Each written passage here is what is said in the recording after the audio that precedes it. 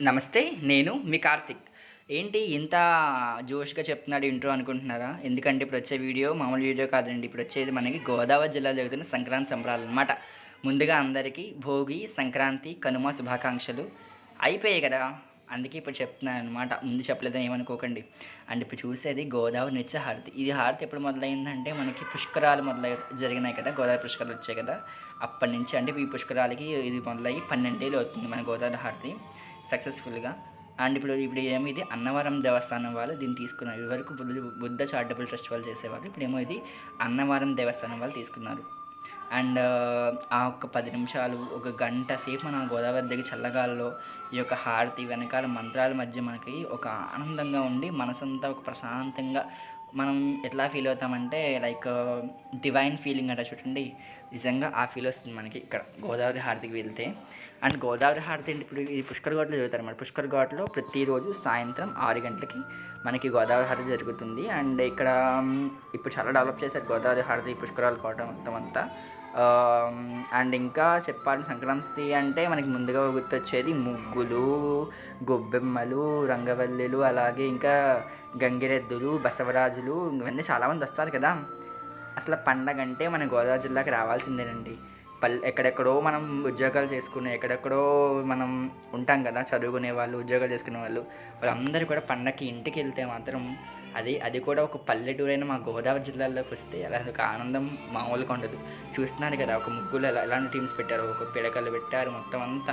ఈ ముగ్గులు చూస్తే మనకు మొత్తం సంక్రాంతి అంతా ఇంట్లో ముగ్గులో కనిపిస్తుంది. ఇంకా చాలామంది అయితే ప్రసాదాలు కూడా చేశారండి బాబు. బోలెడు రకాల ప్రసాదాలు చేసి పెట్టేశారు. అదేంటో నాకు అర్థం కాదు. అండ్ ఇంకా మనకి చెప్పడానికి ఏముంది గోదావరి జిల్లాలో ముఖ్యంగా ఉండేది కొత్త అల్లుళ్ళకి పిండి వంటలు చేసి పెడతారు. బ్రహ్మాండంగా ఉంటుంది. అండ్ ఇంకా చెప్పాల్సింది ఏంటంటే భోగి మంటలు. భోగి మంటలు ఆకాశాన్ని అంటుతాయని చెప్పడానికి ఎలాంటి ఒక అతిశయోక్తి లేదండి. ఇంకా మనకి హరిదాసులు వస్తారు, గంగిరెద్దులు వస్తారు.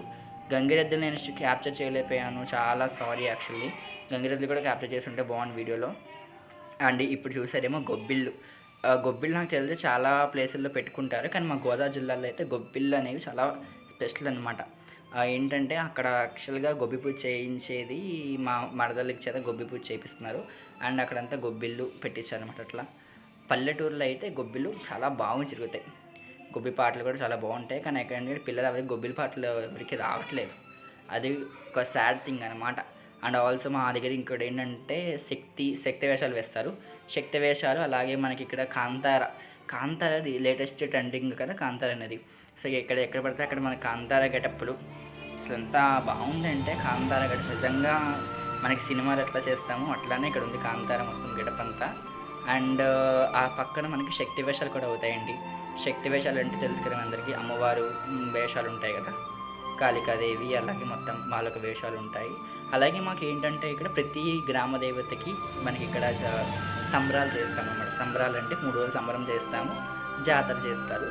తర్వాత అమ్మవారిని తీసుకెళ్ళి వాళ్ళ అత్తారింటికి పంపిస్తారు.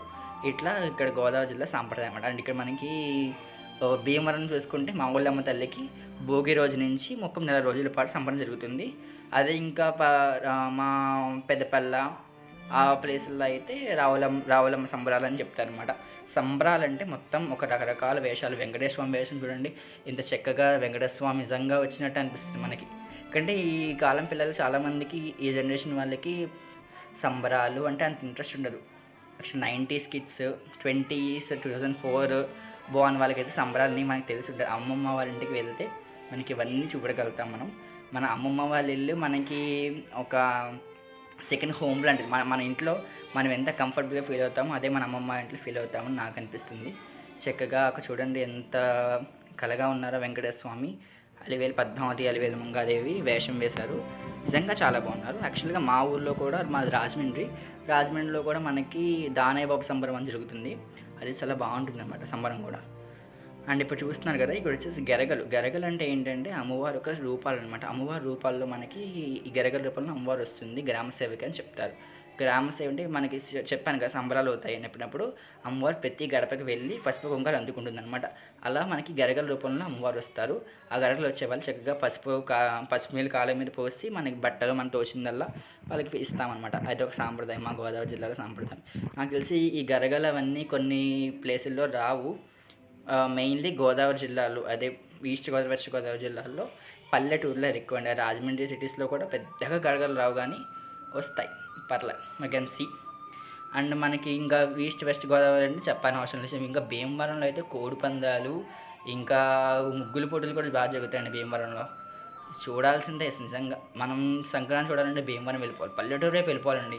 చక్కగా రైతు తన ఒక ధాన్యం ఇంటికి వచ్చి, రైతు పండగ అని చెప్తారు కదా సంక్రాంతి పండగ. చక్కగా రైతు ఇంటికి ధాన్యం వచ్చి పాడి పంట మొత్తం, రైతు బాగుంటే మనందరం బాగున్నట్టే కదా.